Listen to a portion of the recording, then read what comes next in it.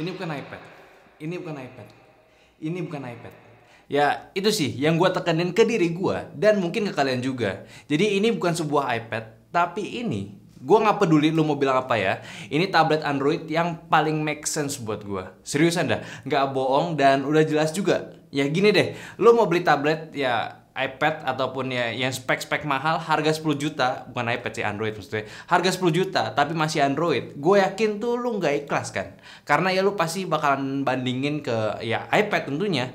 Ya udah deh, kita ambil lagi kelas bawahnya gitu. Tablet murah. Ya biasanya ya speknya nanggung gitu ya. Pakai chipset entry yang ujung-ujungnya cuma dipakai buat anak-anak doang. Nah, di sini tuh kosong spotnya cuy. Posisi sebuah tablet yang enggak mahal, speknya oke, dan cara penggunaan tuh yang masih tabletable, nggak cuma handphone yang gedein aja. Kayak si Redmi Pad ini. Ini tablet baru Xiaomi punya, tapi kayaknya gue revisi sedikit. Memang belum ada tablet Android yang nggak cuma digedein aja, oke. Tapi at least ketika lu gunain si tablet ini, lu berada di pilihan yang udah sweet spot banget. Pertama, performa hal yang pasti diinginkan banyak orang juga ya. Ini udah pakai MediaTek Helio G99, chipset smartphone mid range yang baru, udah jelas kenceng sama efisien pula. Dan juga bentuknya ya nggak murahan cuy. Ya gimana? Sampai sini lu setuju nggak nih kalau tablet Android ini udah pas racikannya? Coba komen kalau lu masih nggak setuju, oke? Dan di harganya 3.499.000 ini palingnya minus cuma satu, yaitu cuma di sisi layarnya aja yang masih belum AMOLED. Ya memang sih masih impossible banget buat bisa dapat kayak gitu ya. Tapi panel IPS-nya ini viewing angle itu nggak 180 derajat. Masih terbatas kalau dilihat dari sisi samping. Ya ini jadi note buat Xiaomi gitu ya, karena nggak semua orang kan nonton tegak terus gitu. Kalau pakai tiduran bisa begini kan. Iya, itu jadi kurang nyaman gitu. Kalau sisanya ya menurut gue sih oke. Layar 10 incian, resolusinya 2K 90 Hz, cukup cerah juga di brightness-nya di 400 nits, serta untuk bezelnya ya, ini tebelnya tuh juga masih pleasing lah di mata, nggak ganggu kayak iPad zaman dulu gitu. Kita bahas dari desainnya dulu. Desain yang paling mungkin di harganya itu lo dapet tampang yang cukup premium. Sisi rata ya, bagian belakang back covernya dan juga sampingnya bahan metal doff jadi nggak fingerprint magnet.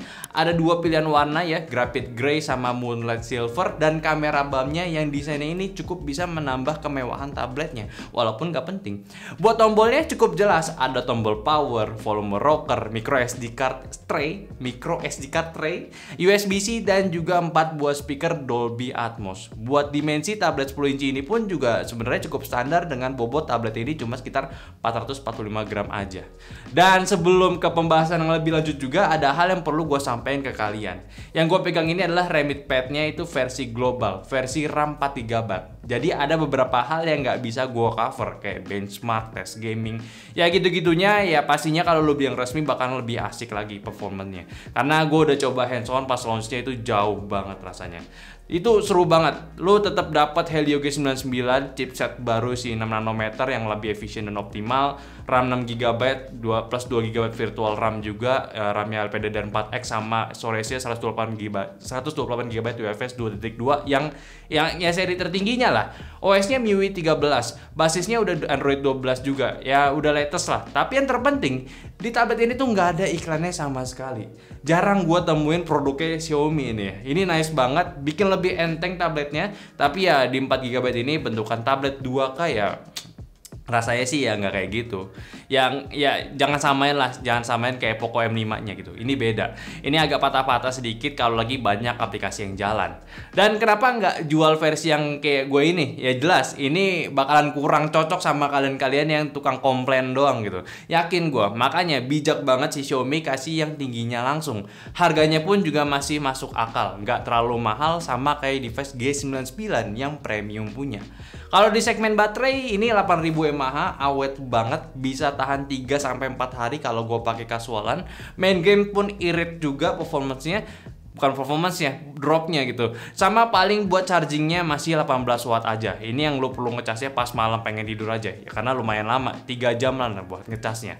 Kalau konektivitas udah ada Bluetooth 5.3 sama Wi-Fi 5. Sensornya sebenarnya minim, gak ada gyroskop pula juga. Dan kenapa nih gue suka banget sama tablet ini? Simple aja, ini tablet yang performance-nya udah oke, UI-nya jelas, nggak ada iklan, dan harganya tentu terjangkau. Itu sih poin gua kenapa gua suka banget sama tablet ini. Ini seriusan ya. Bang, tapi kan ini nggak kasih fitur tablet kayak Android yang lain ya. Ya iya, cuma itu jadi nilai menariknya menurut gua. Gua itu nggak suka sama tablet Android yang maksimalin fitur tabletnya, padahal tabletnya sendiri tuh belum siap menjadi tablet lagi. Tablet kayak iPad.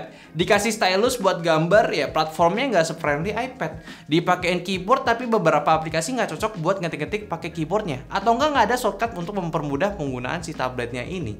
Ya nggak tahu sih kalau kalian gimana cara pakainya, apalagi yang bener-bener pakai tuh barang ya. Pasti ya jawabannya jelas, mending apa sama apa kan gitu. Makanya ini masuk banget, lu dikasih performance yang oke aja dulu, karena ya tujuan tablet Android paling bener ya menurut gua itu buat main game. Setuju nggak?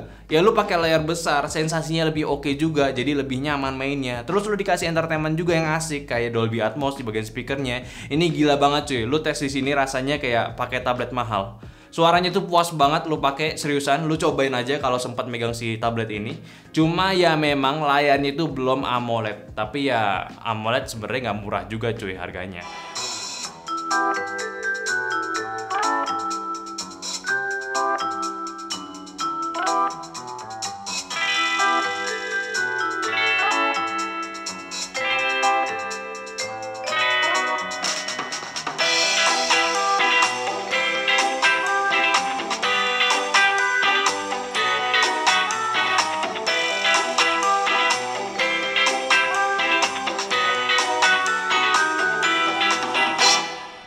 Dan secara basic lo pakai buat baca-baca, presentasi, atau melihat sesuatu di bigger screen, ya Redmi Pad ini bisa banget. Sama uniknya juga untuk kameranya di sini, si Redmi Pad itu punya lebih bagus di kamera depannya ketimbang kamera belakangnya.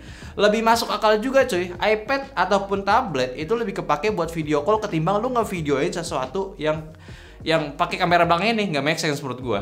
Kamera depannya wide pula, jadi nggak sempit buat lu pakai video call. Beberapa juga yang nanya dan menyayangkan kalau si tablet ini, si Redmi Pad ini nggak ada pilihan 4G-nya.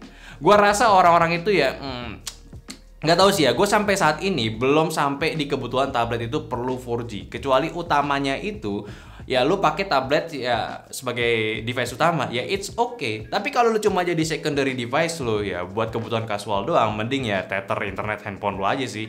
Lebih enak lu cuma ngurus satu biaya paket internet doang, dan itu pun tether kalau lagi di luar rumah. Kalau di rumah ya jelas wifi dong. So, kalau untuk kekurangan tablet ini, si Redmi Pad ini ya oke. Kalau ini gue bakal jelasin sedikit aja. Ini paling jelas kekurangannya di tablet ini. Itu aksesoris minim banget cuy. Bahkan nggak ada bro. Nggak ada stand, nggak ada stylus, jelas nggak kompatibel, anti gores nggak dipasang, nggak ada case, ya at least proteksi umum lah harusnya ada. Case sama anti gores itu susah banget cuy buat beginian gitu, buat nyarinya. Itu sih yang gue butuhin, biar tenang pakainya, nggak ngeri kebentur, nggak ngeri jatuh. Tolonglah Xiaomi gitu, adain sedikit buat aksesorisnya gitu. Jadi ya buat tablet ini salah satu tablet yang to the point ya, memang smartphone yang digedein doang. Gue suka, nggak banyak gimmick, tinggal pakai sebagai secondary device lu, pakai gaming buat nonton, kerjain sesuatu ya sekedar kasualan doang, pakainya ini enak banget. Harganya masih bersahabat menurut gua. Lu dapat spek yang aman di 6GB, 128GB storage-nya. Dari performance-nya nggak ada minus yang berarti.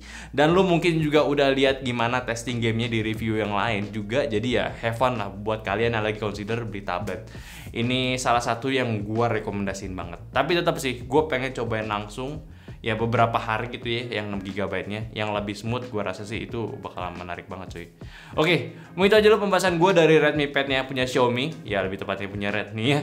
Tolong bantu juga share video ini ke teman-teman kalian ya, kita buat aja diskusi tentang si Redmi Pad ini. Menurut kalian kurangnya di mana? Ya masih bagusnya di mana gitu. Cuman menurut gue sih ini nggak ada kurangnya lagi sih ya, kecuali aksesorisnya. Dan jangan lupa juga kasih pendapat tentang videonya ini di kolom komentar juga, sama like videonya kalau kalian suka, dan follow semua sosial media kita yang ada di Instagram, TikTok, Facebook, dan Discord yang semuanya itu ada di deskripsi. Dan yang terakhir, sampai jumpa di video nyantai selanjutnya. Bye bye.